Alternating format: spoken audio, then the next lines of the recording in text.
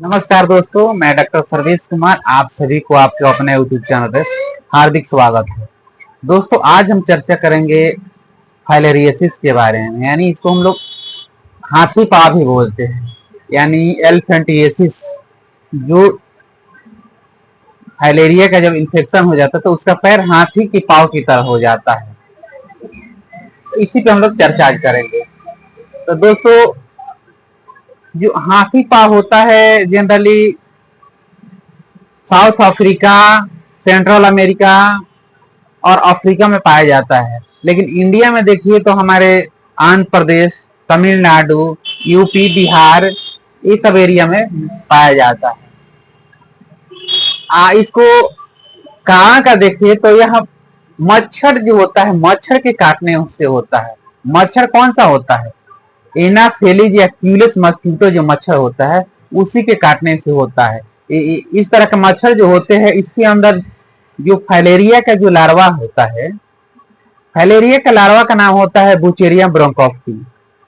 उसी लार्वे, अगर उसके अंदर लार्वा है, वह लार्वा किसी इंसान को काट रहा है, मतलब मच्छर को काट रहा है, तो उसके अंदर आ जाता है। तो इसके शॉर्ट में अगर इसके लाइफ साइकिल के बारे में जानने की कोशिश करें तो इसका जो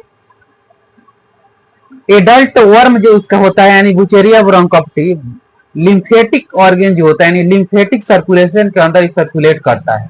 और इसका जो लार्वा होता है, इन्फेक्टेड पर्सन जो रहता है, तो लार्वा उसके ब्लड में आ जाता है और स्पेशली नाइट में सर्कुलेट करता है।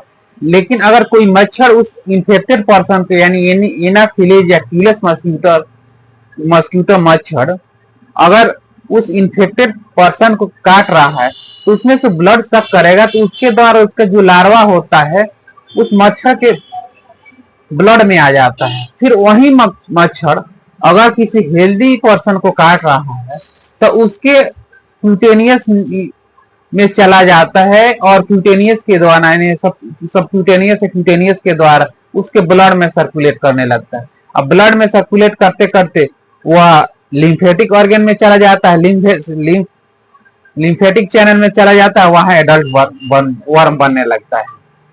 यही शॉर्ट में बुचेरिया ब्रोंकोप्टी का लाइफ साइकिल है।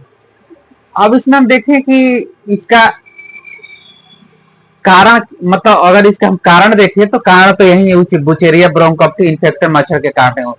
लेकिन इसका थोड़ा सा शॉर्ट में अगर पैथोलॉजी, यानी इसके कैसे होता है तो इसको हाथी पाँव, तो इसके बारे में अगर हम देखें तो दोस्तों, जब जो एडल्ट वर्म होता है, यानी एडल्ट बुचेरियम ब्रोंकोप्टी जो होता है, लिम्फेटिक चैनल के अंदर चला जाता है, तो लास्ट में क्या होता है, सर्कुलेट चारों तरफ कर रहे हैं। लेकिन जब कभी कभी बहुत ज्यादा होता है और डेथ होने लगता है, डेथ करते करते वह तो उसका तो मेन है सर्कुलेशन करने का आपका लिम्फेटिक चैनल, लेकिन लिम्फेटिक चैनल में जाते जाते वह सर्कुलेट पैर में चला जाता है और डेथ होकर सेटल डाउन होने लगता है। और आपके जो पैर होता है, लेग, उसमें क्या होगा कि वो कलेक्ट होने लगता है। कलेक्ट होने लगेगा तो क्या होगा, जो आपका लिम्फेटिक चैनल ऑब्स्ट्रक्शन होने लगता है।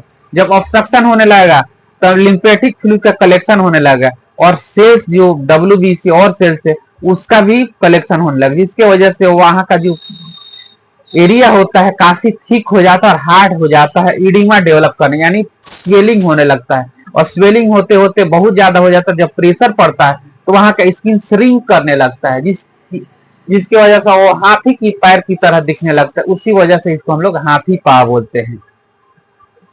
और यह इंफेक्शन कभी कभी टेस्टिस में भी चला जाता है। लिम्फेटिक चैनल के द्वारा जो टेस्टिकुलर स्वेलिंग होने लगता है, वहां ऑब्स्ट्रक्शन होने लगता है लिम्फेटिक, तो वहां पर टेस्टिस का आकार बढ़ने लगता है। या फीमेल के अंदर मेमरी ग्लैंड, यानी जो चेस्ट होता है, चेस्ट में भी जा सकता है और वहां भी स्वेलिंग करने लगता है। या अदर ऑर्गन में भी जा सकता है, लेकिन मेन आपका फीमेल का ब्रेस्ट होता है और मेल का होता है टेस्टिस में। इसके अलावा इसमें क्या होता है कि वहां का स्किन जो होता है काफी थिक हो जाता है। थिक होने की वजह से वहां पे इचिंग बहुत ज्यादा होने लगता है, क्योंकि थिक होगा तो वहां पे इचिंग बहुत ज्यादा, अगर फोल्डिंग होने लगता है तो इचिंग बहुत ज्यादा होने लगता है। इचिंग होने लगता है और इचिंग की वजह से वहां पे स्किन थिक होने लगता है, यानी डार्क होने लगता है। इसके साथ अगर बहुत ज्यादा इन्फेक्शन हो जाता है तो पेशेंट को फीवर आने लगता है, हेडेक भी होने लगता है, सर में दर्द हमेशा बना रहता है, उसको लेथर्जी फील होने लगता है, वीकनेस होने लगता है।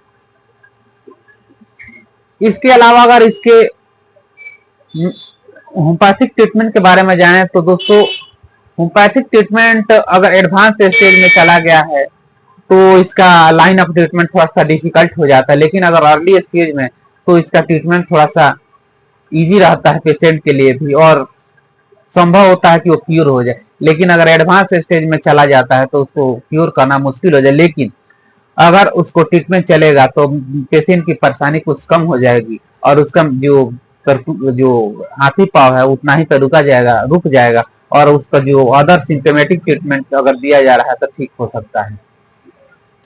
दोस्तों, अगर इस तरह की समस्या है तो आप अपने नियरेस्ट किसी अच्छे डॉक्टर से अगर कंसल्ट कर रहे हैं और वो डॉक्टर आपके बारे में जानेंगे कि किस तरह का है, क्या कब से हुआ है, क्या क्या सिम्टम्स आ रहे हैं और कहाँ पे इन्फेक्शन हुआ है, और आपका जो स्टेज किस स्टेज में है उसी के ऊपर डिपेंड करता है, उस हिसाब से। लेकिन कुछ होम्योपैथिक मेडिसिन के बारे में हम बताएंगे जो बहुत अच्छा वर्क करती है और इसका रिजल्ट बहुत अच्छा मिलता है। दोस्तों, हमारी सबसे पहली मेडिसिन आती है hydrocotyle mother tincture. Hydrocotyle mother tincture को अगर 20 गुण 3 बार आधा कप पानी से ले रहे हैं तो अच्छा रिजल्ट में। साथ ही हमारी नेक्स्ट मेडिसिन आती है एपिस मेलिफिका 30। एपिस मेल 30 की आप 4 गुण 3 बार ले सकते हैं। नेक्स्ट हमारी मेडिसिन आती है आपका इनाकार्डियम।